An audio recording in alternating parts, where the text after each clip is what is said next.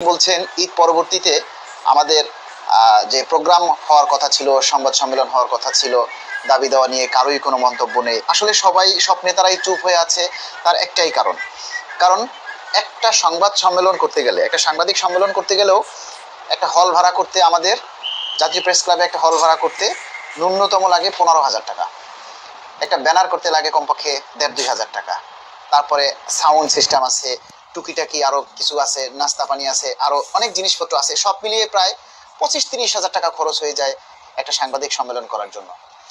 এখন প্রশ্ন হচ্ছে, এই যে বারবার আমরা আমাদের দাবি নিয়ে আমরা এই যে প্রোগ্রামগুলো করি, এই প্রোগ্রামগুলো করতে যে টাকাটা লাগে, এই টাকার যোগানটা কে দিবে? আপনারা একটু বলেন তো। আপনারা কেউ কিন্তু আগে আসেন না যে এই যে প্রোগ্রামটা হচ্ছে, তাহলে আমরা একটু আর্থিক সহযোগিতা করি বা আমরা একটু সবাইকে হেল্প করি, আর্থিকভাবে, শারীরিকভাবে, মানসিকভাবে আমরা একটু হেল্প করি। আপনারা কেউ করেন না। হেল্প তো করেনই না, আমরা যদি সেই দাবির কথাগুলি প্রচার করি, সেই জিনিসগুলোতেও আপনারা শেয়ার করেন না, লাইক কমেন্টস করেন না। আরে ভাই, আমরা তো আপনাদের ভরসায় আমরা কথা বলি, আমাদের এই দাবির কথাগুলি আপনাদের ভরসায় আমরা সবার মধ্যে ছেড়ে দেই। তো আপনারা যদি সেই দাবির কথাগুলি প্রচার না করেন, শেয়ার না করেন, তাহলে এই কথাগুলি সরকারের কানে কিভাবে পৌঁছাবে বলেন? এই যে এত মানুষ এত নিউজ দেয়, এত ভিডিও করে, এত কিছু করে, সেগুলি হাজার হাজার শেয়ার হয়, হাজার হাজার লাইক হয়, হাজার হাজার কমেন্টস হয়, কিন্তু আমরা আমাদের দাবি নিয়ে কথা বললে সেগুলি শেয়ার করেন না। আরে ভাই, শেয়ার করতে কি টাকা লাগে? আপনার দাবি নিয়ে আপনি একটা কমেন্টস করেন না, আপনি কিভাবে মহার্ঘ ভাতা চান বলেন? একটু সহযোগিতা তো আপনার থাকতে হবে। আপনি যে মহার্ঘ ভাতা নিবেন বা অন্য কোনো একটা দাবির কথা বলবেন, আপনার তো একটা কন্ট্রিবিউশন থাকতে হবে, আপনার একটা হেল্পিং থাকতে হবে না? আপনারা কেন সেই হেল্পটা করেন না? আমাদের দুঃখ এই জায়গায় যে আমি একটা পোস্ট দিয়ে বলেছি যে এই বিষয়গুলি নিয়ে আমি আর কথা বলবো না, কিন্তু অনেক জায়গা থেকে আমাকে আমার পার্সোনালি রিকোয়েস্ট করেছে, ভাই আপনি যদি চুপ হয়ে যান তাহলে দাবি দেওয়ার কথাগুলি একেবারেই বন্ধ হয়ে যায়, কারণ আপনি ছাড়া কেউ এই মিডিয়াতে আর কেউ কথা বলে না। এ কারণেই অনেকটা রাগে ক্ষোভে আসলে আমরা এই দাবির কথাগুলি নিয়ে আমরা আলোচনা করি না। আপনারা জানেন এখন এপ্রিল মাস চলতেছে, এপ্রিল, মে, জুন, আর 2টা মাস সময় আছে, জুন মাসে বাজেট। তাহলে এই বাজেটের আগেই যদি আমরা আমাদের দাবির কথাগুলি সরকারের কাছে তুলে ধরতে না পারি, আমরা রাস্তায় দাঁড়ালে আপনারা আসেন না, আমরা ভিডিও দিয়ে দাবির কথা বললে আপনারা সেটা শেয়ার করেন না, তাহলে আমাদের দাবিটা আদায় কিভাবে হবে? আপনারা একটু আমাদেরকে বলেন, আপনারা আমাদেরকে একটু সাজেশন দেন যে ভাই এইভাবে গেলে আমাদের দাবিগুলি আদায় হবে। আমাদের দাবিগুলি সরকারের কানে পৌঁছাতে হবে। আপনারা তো কেউ অবুঝ না, অশিক্ষিত না, মূর্খ না, আপনারা সবাই পড়ালেখা জানেন, সবাই বর্তমান অবস্থার কথা জানেন, বর্তমান মিডিয়ার কথা জানেন, যে বর্তমানে যে কোনো একটা নিউজ যদি ভাইরাল হয় তাহলে সেই নিউজটা নিয়ে প্রশাসনের একটা তোলপাড় চলে যায়। আপনারা সেই আমাদের এই কথাগুলিকে কেউ আপনারা শেয়ার করেন না। আপনারা এমনভাবে আমাদের কথাগুলিকে প্রচার করুন যাতে সেই জিনিসগুলি প্রশাসনের কানে যায়। আচ্ছা, আল জুবাইর হোসেন, প্রত্যেক ডিপার্টমেন্টে নিজস্ব এক বা একাধিক সংগঠন আছে, ঠিক সেই সংগঠনের নেতাদের নিয়ে যদি একসাথে মিটিং করা যায় তাহলে অনেক বেশি পরিমাণ লোকের অংশগ্রহণের সুযোগ হবে বলে আমি মনে করি। ঠিক বলেছেন জুবাইর ভাই।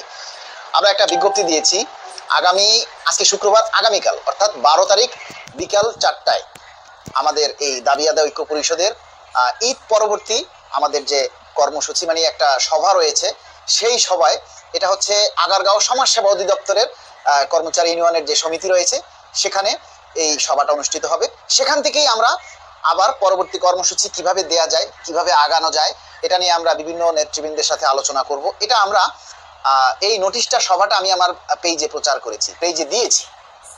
আপনারা সেই নিউজটা কয়জনে শেয়ার করেছেন বলেন? কেউ আপনারা সেটা শেয়ার করেন না। এই যে কথাগুলি তো মানুষের জানতে হবে।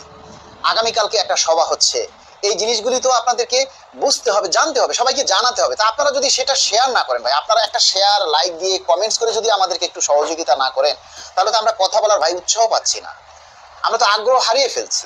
আপনাদের কাছে আমরা এটাই আশা করি যে ভাই আপনারা প্রোগ্রামে আসেন, এখন শেষ সময়, এই সময়েও যদি আপনারা জিনিসগুলি না বুঝেন তাহলে আমাদের দাবি আদায় হবে না। এই যে ভাই, আজকে অনেকদিন পর আপনাদের এই দাবির কথাগুলি নিয়ে লাইভে আসছি, একটু আলোচনা করবো। আপনারা প্রত্যেকে যদি এই লাইভটা শেয়ার করেন তাহলে কিন্তু অনেকেই জানবে, অনেকেই দাবির কথাগুলি বুঝবে, আমাদের এই ক্ষোভের কথা, রাগের, অভিমানের কথাগুলি অনেকেই বুঝবে, জানবে। হয়তো আপনার একটা শেয়ারের কারণে এক ভাই আন্দোলনে আসতে পারে, প্রোগ্রামে আসতে পারে। আগামীকাল বিকাল 4টায় আগারগাঁও সমাজসেবা অধিদপ্তরের কর্মচারী ইউনিয়ন পরিষদে আমাদের এই সভা রয়েছে। সেখান থেকেই আমরা পরবর্তী কর্মসূচি কিভাবে বাস্তবায়ন করা যায়, কিভাবে আমাদের দাবি দেওয়া নিয়ে সামনে আগানো যায়, এই বিষয়ে একটা জরুরি সভা হবে।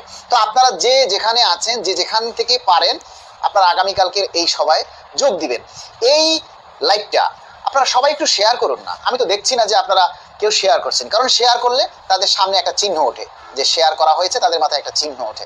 তো আমাদের এই দাবির কথাগুলি যদি আপনারা শেয়ার না করেন, আর আপনার দাবির কথাটা যদি একটা কমেন্টসে লিখতে আপনার আগ্রহ না আসে, তাহলে আপনি কিভাবে দাবি না ভোগ করবেন, কিভাবে দাবিটা আদায় করবেন আপনি বলেন? আপনার বিবেকের কাছে আমরা প্রশ্নটা রেখে দিলাম, আপনার বিবেকের কাছে, আপনার নৈতিকতার কাছে ছেড়ে দিলাম যে ভাই, আপনার দাবি নিয়ে, আপনার বেতন বৃদ্ধি নিয়ে আমরা কথা বলছি, আর সেখানে যদি আপনি একটা নিজের দাবিটা আপনি কি চান, একটা নিজের দাবিটা আপনি কি চান, সেই জিনিসটা একটু কমেন্টস করে জানান। আমরা দেখি বিভিন্ন সময় বিভিন্ন ভিডিওতে, বিভিন্ন নিউজে সবাই জিনিসগুলি কমেন্টস করে জানায়। আরে সরকার বা ঊর্ধ্বতন কর্তৃপক্ষ যখন আমাদের এই নিউজগুলি দেখবে, তখন দেখবে যে এখানে মানুষের কতটা কন্ট্রিবিউশন আছে, কত মানুষ কমেন্টস করেছে, কত মানুষ এই দাবিটা চায়, কত মানুষ এই দাবির বিপক্ষে। একটা ভোটের তো ব্যাপার আছে, তাই না? তো আপনারা যদি শেয়ার করে, লাইক করে, কমেন্টস করে আমাদের এই জিনিসগুলি সর্বোচ্চ পর্যায়ে পৌঁছে না দেন, তাহলে আমাদের এই বলাগুলি তো বৃথা। আমাদের দাবির কথাগুলি কেন ভাই সবার কাছে পৌঁছায় না? কেন আমরা একটা লাইক কমেন্ট শেয়ার করতে এত অস্বস্তি বোধ করি? কেন আমরা কমেন্টস করি না? একটা ছোট্ট কর্মসূচি দিয়েছিলাম ঈদের আগে, রোজার সময়, যে আমরা সমস্ত সরকারি অফিসে একটা দাবি আদায় নিয়ে একটা ব্যানার তুলবো, ব্যানার লাগাবো যে নবম পে কমিশন গঠন সহ মহার্ঘ ভাতা চাই। এরকমের একটা ব্যানার আমরা সমস্ত অফিসে দেখতে চেয়েছিলাম। একটা ব্যানার বানাইয়া আপনারা সমগ্র অফিসে নিজের অফিসে আপনারা লাগাইতে পারেন নাই। তাহলে কিভাবে আমরা একটা কর্মসূচি দিব, আবার একটা কর্মসূচি দিব, আবার আপনারা ফাঁকি দিবেন, কেউ আসবেন না? তাহলে বারবার এভাবে আমরা কর্মসূচি দিয়ে তামাশায় পরিণত হওয়ার তো কোনো দরকার নেই। আপনারা বলেন দরকার আছে? আপনারা যদি সবাই যার যার উদ্যোগে, যার যার চেষ্টায় আপনারা আগাইয়া না আসেন, তাহলে তো আমাদের এই সমস্ত প্রোগ্রাম এগুলি দিয়ে কোনো লাভ নাই। কারণ আপনারা যতক্ষণে সচেতন না হবেন, আপনারা যতক্ষণে নিজেরা আগাইয়া না আসবেন, ততক্ষণে আমাদের এই দাবি সরকারের কাছেও পৌঁছাবে না, আর আমাদের এই দাবি কখনো আলোর মুখও দেখবে না।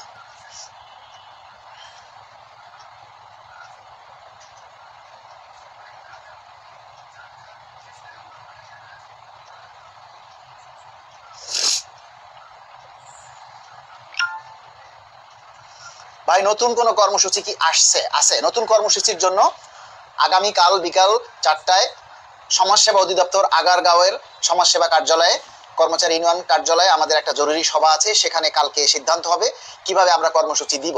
আপনারা তো কেউ আগায় আসেন না, আপনারা তো কেউ সহযোগিতা করেন না। এই দাবির কথা নিয়ে এই যে লাইভ করছি, আপনারা কয়জনে শেয়ার করছেন? শিমুল তরফদার, আপনি এসে একটা কমেন্ট করছেন, ধন্যবাদ। লাইভটা কি শেয়ার করেছেন?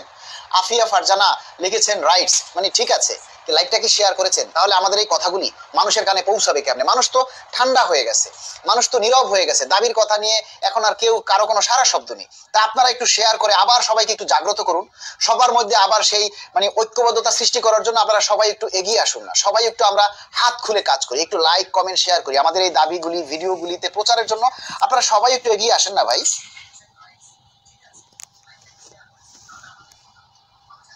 সবাই একটু শেয়ার করুন, সবাই একটু কমেন্টস করুন, দাবি আদায় নিয়ে কমেন্টস করুন। তাহলে এই কমেন্টস গুলোও কিন্তু প্রশাসন দেখে যে মানুষগুলো কি চায়, তাদের মনের আকুতি কি, তাদের মনের চাওয়াটা কি, সেটা তো প্রকাশ করতে হবে, কোনো না কোনো ভাবে সরকারের কাছে তুলে ধরতে হবে। তা আপনি কি চান সেই কথাটা একটা কমেন্টস করে এসে আপনি লিখতে পারেন না?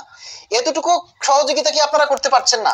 তাহলে আপনি কিভাবে দাবিটা আদায় করবেন আমাকে একটু বলেন। আপনারা সাজেশনটা করেন যে ভাই কিভাবে আগালে আপনারা দাবি আদায় করতে পারবেন। আপনারা অনেকেই বলেন খালি সমন্বয়কদের কাছে। আরে সমন্বয়কদের কাছে আমরা কেন যাব? আমরা সরকারি কর্মচারী, আমরা চাইলে একদিনের ভিতরে আমাদের দাবি আদায় করতে পারি, কিন্তু আমরা সেটা চাই না। আমরা সেই চাওয়ার জন্য কেউ আগায় আসি না।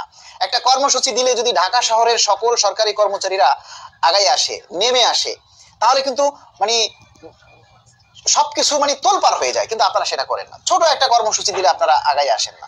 এই যে আজকে এখন এতদিন পরে আপনাদের কথাগুলি নিয়ে আমরা আলোচনা করছি, আপনাদের কোনো শেয়ার নাই, আপনাদের কোনো কমেন্টস নাই। অর্জুন কুমার, পে স্কেল মহার্ঘ ভাতা খুব জরুরি, প্রথমে কমিটি গঠন করা হোক জেলায় জেলায়। জেলায় জেলায় কি আমরা যাই কমিটি গঠন করব? বলেন। প্রতিটা জেলায় এমনি আপনারা কমিটি করতে পারেন, আওয়ামী লীগের কমিটি করতে পারেন, বিএনপির কমিটি করতে পারেন, আপনারা বিভিন্ন সংগঠন করতে পারেন। আপনারা পে স্কেলের কমিটি আপনারা করতে পারেন না? আপনারা কমিটি করে আমাদেরকে জানাইয়া দেন, ভাই অমুক জেলার এই কমিটি করা হয়েছে, এই কমিটি অমুক অমুক কমিটিতে অমুকের সভাপতি অমুকের সেক্রেটারি, আমাদের কাছে নিয়ে আসেন, আমরা অনুমোদন দিয়ে দিব। তাহলেই তো হয়। আমাদের কি সম্ভব প্রতিটা থানায় গিয়ে যাই কমিটি করা? আমাদের কি সম্ভব প্রতিটা জেলাতে গিয়ে কমিটি করা? তো প্রতিটা জেলায় তো মানুষ আছে, তারা হাজারো কমিটি করতে পারেন। আর এখন নিজের দাবি আদায়ের বেলায় আপনারা কমিটি করতে পারেন না, তখন কি আমাদের গিয়ে কমিটি করতে হবে? এটা কোনো কথা বললেন অর্জুন ভাই? বলেন।